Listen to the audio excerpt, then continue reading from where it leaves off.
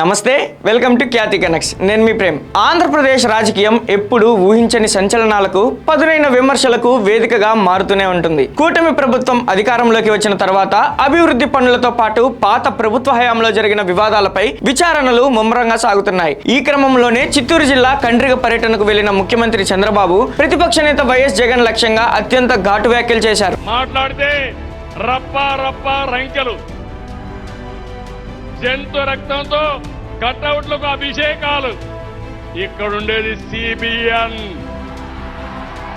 రాష్ట్రంలో శాంతి భద్రతలకు విఘాతం కలిగించేలా, మత విద్వేషాలు రెచ్చగొట్టేలా ప్రతిపక్ష పార్టీ కొన్ని డ్రామాలకు తెరలేపుతుందని ఆయన నేరుగా ఆరోపించారు. అపవిత్రమైన కార్యక్రమాలు, కుట్రలు, తప్పుడు ప్రచారాలు, అంటే మత విద్వేషాలు రెచ్చగొట్టడానికి, లేనిపోని సమస్యలు సృష్టించడానికి పోలవరం, అమరావతి, పెట్టుబడులు, అభివృద్ధి పైన గొడ్డలి పార్టీ వేటు. ఇటీవల జరిగిన పాస్టర్ అభినయ్ వ్యవహారాన్ని ప్రస్తావిస్తూ చంద్రబాబు చేసిన ఈ వ్యాఖ్యలు ఇప్పుడు ఏపీ రాజకీయాల్లో పెద్ద దుమారాన్ని రేపుతున్నాయి. అసలు ముఖ్యమంత్రి తన ప్రసంగంలో ఏం అంశాలను లేవనెత్తారో ఈ వీడియోలో చూద్దాం.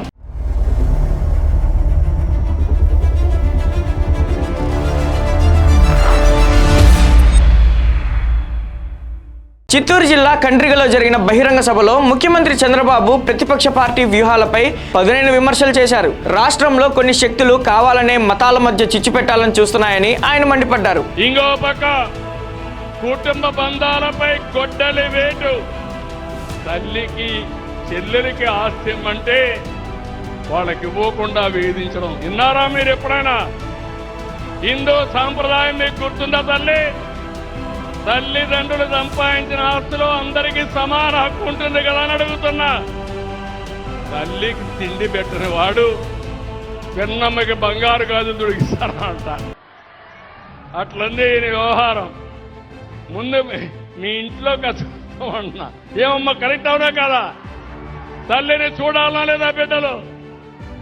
అలాంటి తల్లిని చూడని బిడ్డలు మిమ్మల్ని చూస్తారంట. చూస్తారా? నమ్మకమేనా? వాళ్ళ చెల్లిని చూడలేకపోతే నిన్ను చూస్తారని అడుగుతున్నా నేను. ఇంకొక పక్కన హిందూ దేవాలయాల పైన, దేవుళ్ల పైన దాడులు. ఇది ఎక్కడిదో నాకు అర్థం కాలేదు. ఇందుకోసం కొంతమంది పాస్టర్లతో డ్రామాలు ఆడిస్తున్నారని, హిందూ ధర్మం మరియు దేవాలయాలపై దాడులు జరిగేలా ప్రణాళికలు వేస్తున్నారని ఆరోపించారు. ఇటీవల వెలుగులోకి వచ్చిన పాస్టర్ అభినయ్ ఉదంతాన్ని ఉద్దేశించి మాట్లాడుతూ అమరావతి రాజధాని ప్రాంతంపై వైఎస్ జగన్ విషం చిమ్ముతున్నారని విమర్శించారు. అమరావతి, పెట్టుబడులు, అభివృద్ధి పైన గొడ్డలి పార్టీ వేటు.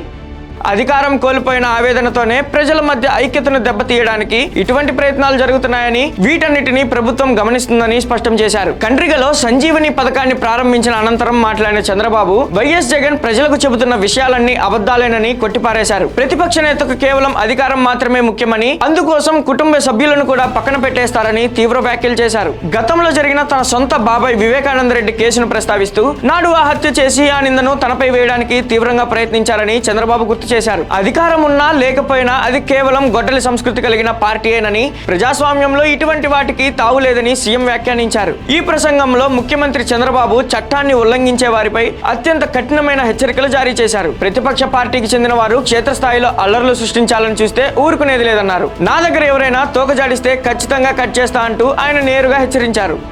అదే చివరి రోజు చెప్పా, చేసి చూపిస్తానని మరొక్కసారి హెచ్చరిస్తున్నా. మానవ మృగాలు అక్కడక్కడ ఇంకా కూడా రెచ్చిపోయే పరిస్థితులు ఉన్నారు.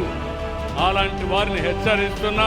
రాష్ట్రంలో ప్రజలకు మంచి జరగాలంటే ఆ గొడ్డలి సంస్కృతి కలిగిన పార్టీ మళ్ళీ ఎప్పటికీ రాకూడదని, అందుకోసమే ప్రజలు కూటమి ప్రభుత్వానికి 100% మద్దతుగా నిలవాలని కోరారు. సమాజంలో శాంతి భద్రతలను కాపాడటమే తమ ప్రభుత్వం మొదటి ప్రాధాన్యత అని చంద్రబాబు స్పష్టం చేశారు. చిత్తూరు జిల్లా వేదికగా ముఖ్యమంత్రి చంద్రబాబు చేసిన ఈ వ్యాఖ్యలు, ముఖ్యంగా పాస్టర్ల డ్రామాలపై చేసిన ఆరోపణలు ఆంధ్రప్రదేశ్ రాజకీయాల్లో కొత్త చర్చకు దారి తీశాయి. ప్రభుత్వం తీసుకుంటున్న ఈ కఠినమైన నిర్ణయాలు రాబోయే రోజుల్లో ఎలాంటి మలుపులు తిరుగుతాయో చూడాలి. ప్రతిపక్ష నేత వైఎస్ జగన్ పై ముఖ్యమంత్రి చంద్రబాబు చేసిన ఈ సంచలన ఆరోపణలపై మరియు తోక జాడిస్తే కట్ చేస్తా అన్న హెచ్చరికలపై మీరేమనుకుంటున్నారు? మీ అభిప్రాయాన్ని కింద కామెంట్స్ లో తప్పకుండా చెప్పండి. ఈ వీడియో మీకు నచ్చినట్లయితే లైక్ చేసి అందరికీ షేర్ చేయండి. మన ఛానల్ ని సబ్స్క్రైబ్ చేసుకోవడం అసలు మర్చిపోకండి. మరో లేటెస్ట్ రాజకీయ అప్డేట్ తో మళ్ళీ కలుద్దాం. జై హింద్.